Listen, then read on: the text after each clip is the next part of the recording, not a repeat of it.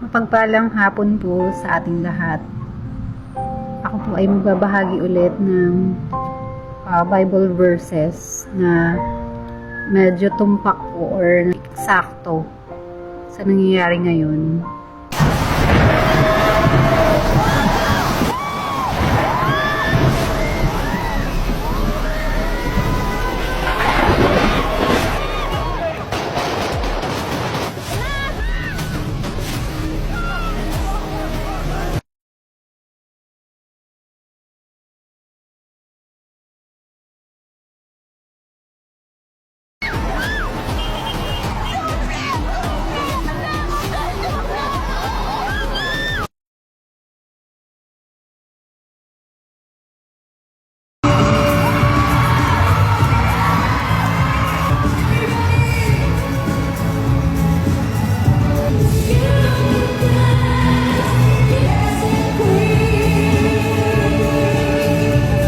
Isso foi filmado no Vaticano e deixou o mundo todo assustado. Lúcifer flamejante encontra a humanidade. Lucifer matutinus inveniat.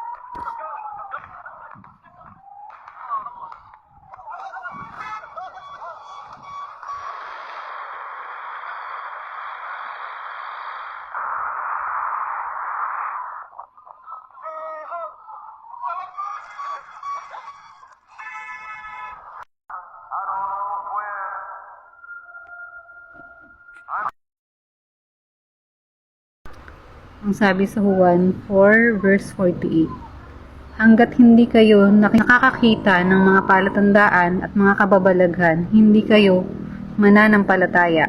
Ang salita ng Diyos.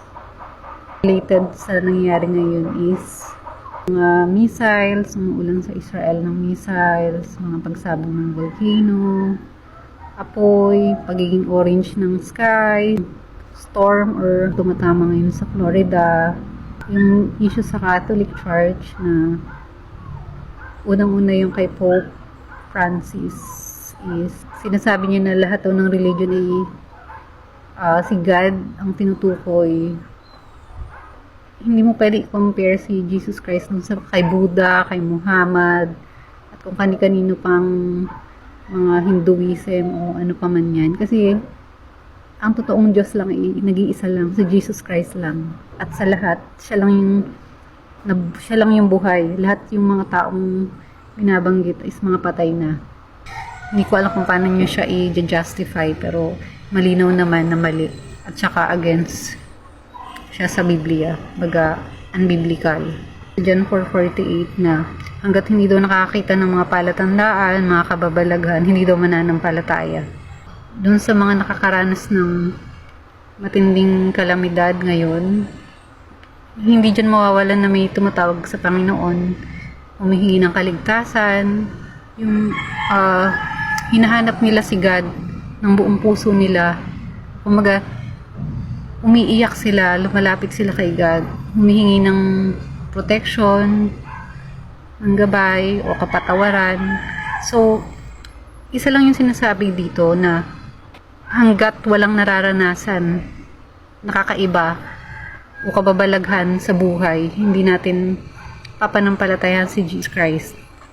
Sabi din dito sa Juan 5 verse 14, nakita ni Jesus sa loob ng templo ang lalaking 38 years nang may sakit at sinabihan, magaling ka na ngayon, huwag ka nang magkakasala at baka may mangyari sa iyo na lalo pang masama.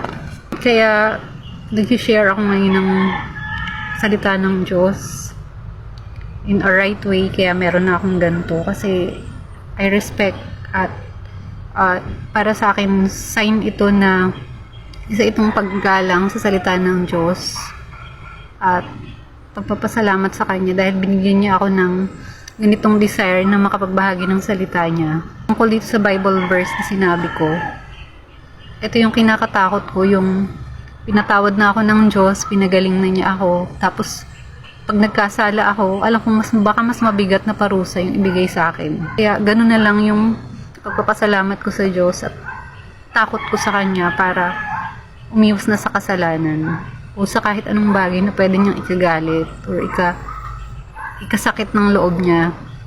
And sabi ko nga sa prayer ko lagi na bigyan ako ng lakas ng loob at dedikasyon para mag-share ng word ni God hanggat wala pa akong work.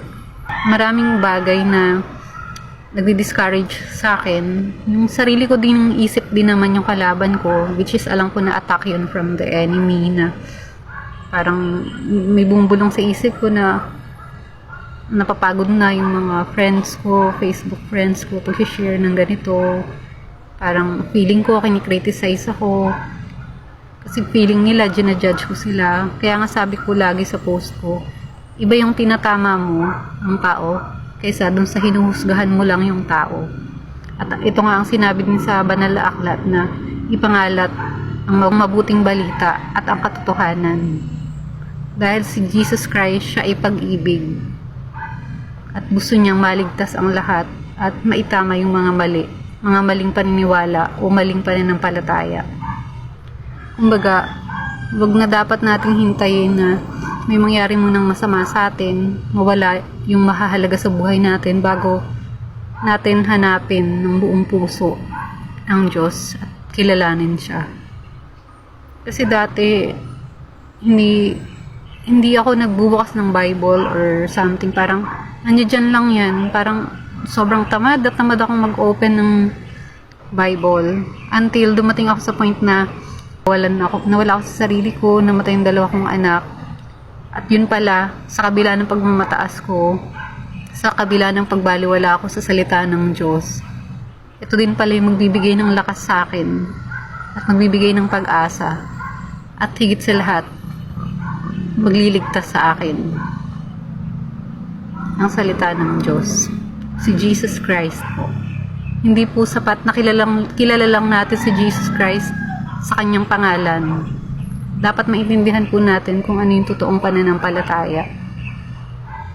Magbasa po kayo ng Biblia, yun po yung masasabi ko, kasi kung hindi po sapat sa inyo na naririnig nyo lang yung mga tao, yung mga kagaya ko na nagbabahagi ng salita ng Diyos, subukan yung magka-interest na magbasa ng Biblia para kayo mismo magising kayo sa katotohanan. Kasi sa totoo lang, nung nagbasa ako ng Bible, pagkatapos ng napakabigat na pangyayari sa buhay ko, sa kabila ng kalungkutan ko ngayon, nakakaramdam pa rin ako ng kapayapaan.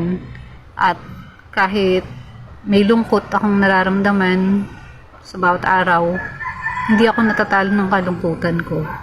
At ang pinakamahalagang nangyari sa akin is, alam mo yung parang natulog ako ng mahabang panahon, tapos bigla akong nagising sa panaginip. Tapos pag pinipilit kong alalahanin yung nakalipas, parang kusang nagsasara yung memorya ko, nakakalimutan ko yung mga bagay, hindi ko na mabalikan yung mga bagay na masasakit. Majority sa past ko, hindi ko na maalala. At palagay ko dahil ito sa pagmamahal ng Diyos sa akin, ayaw niyang makulong ako sa past. Matigas ang ulo ko din. Sinabi nga dito sa Isaiah 43 verse 18 to 19 na do not dwell on the past, dahil si God is binabago niya yung buhay mo. Huwag ka nang lumingon sa past, which is medyo matigas ang ulo ko doon, and apologetic naman ako pagdating doon. Siguro naiintindihan din naman ni God. Main purpose ko dito sa pag-share ko ng video na to ay, ngayon pa lang, kahit wala pang senyales o calamity na nangyayari, magbasa na po tayo ng Bible, bumalik na tayo sa Panginoon, yung totoong pananampalataya po, hindi yung kung ano lang yung ating kinagisnan. Mas kilalanin natin ang Panginoong Diyos, kung gaano niya tayo kamahal. Kailangan maging totoo yung pananampalataya natin, sundin ang mga kautusan niya, Kasi kung hindi ka